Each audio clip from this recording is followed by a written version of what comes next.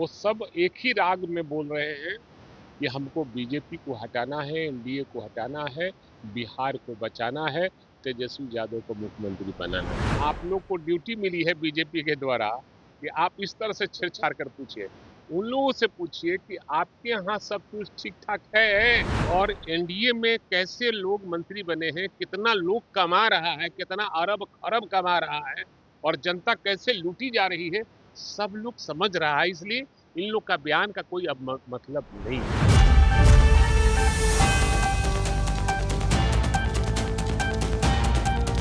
नमस्कार, मैं सुरभि मानसी और आपने देखना शुरू कर दिया है एकदम कड़क। तो हाल ही में मीडिया से संवाद करते हुए आरजेडी के प्रमुख प्रवक्ता भाई वीरेंद्र यादव ने सीधा निशाना साधते हुए विपक्ष दल पर कहा कि इस बार एनडीए की डबल इंजन सरकार को हटाना है, बिहार को बचाना है।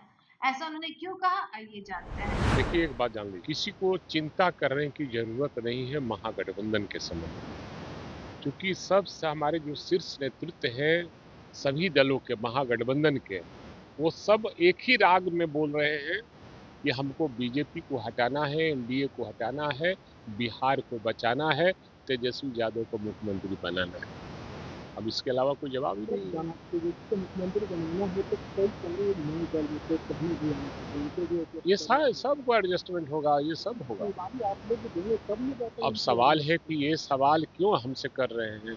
हमारा शीर्ष नेतृत्व तय किया है तभी ना सारे लोग को लेकर चल रहे हैं, चाहिए। इसलिए सब तय हो जाएगा। सर ये कहते हुए नजर आ रही है कि कांग्रेस इस बार जो है वो ड्राइविंग सीट पर बिहार में ड्राइविंग सीट पर कौन क्या कहता है हम नहीं जानते हैं, लेकिन मैं जानता हूं कि महागठबंधन के शीर्ष नेतृत्व ने तय कर लिया है यहाँ कौन मुख्यमंत्री होगा और कौन क्या होगा, इसलिए इसकी ज्यादा चर्चा करने की जरूरत है।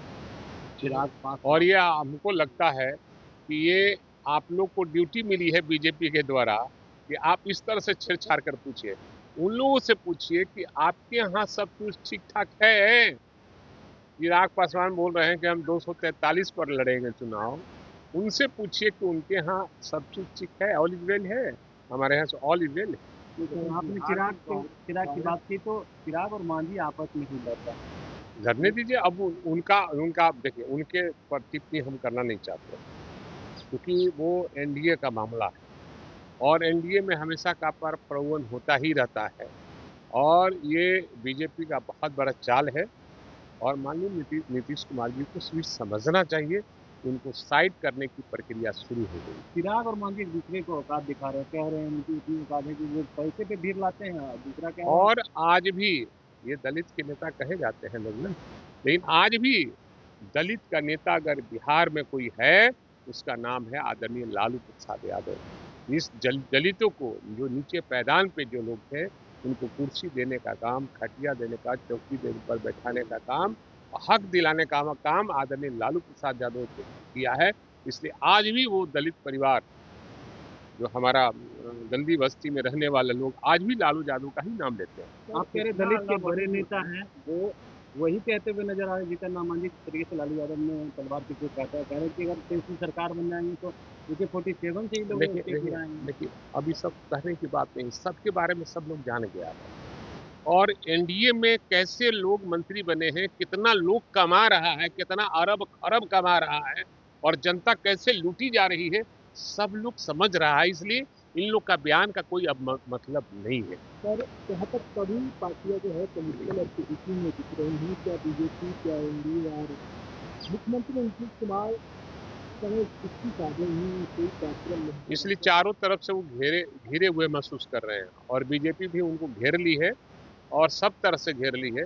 इसलिए माननीय मुख्यमंत्री फेरे में पड़े हुए हैं कि हमें क्या करना चाहिए। जैसा कि आपने देखा, भाई वीरेंद्र यादव ने मीडिया से साझा करते हुए कहा कि वो अब चुनाव में जो लड़ने वाली है आरजेडी गठबंधन की सरकार में, उससे बिहार की जनता उन्हें बहुमत से जितवाएगी, क्योंकि बिहार की जो जनता है उन्हें विश्वास है आरजेडी पर और सुप्रीमो लालू यादव पर, और दलितों के संरक्षक और रक्षक है लालू यादव।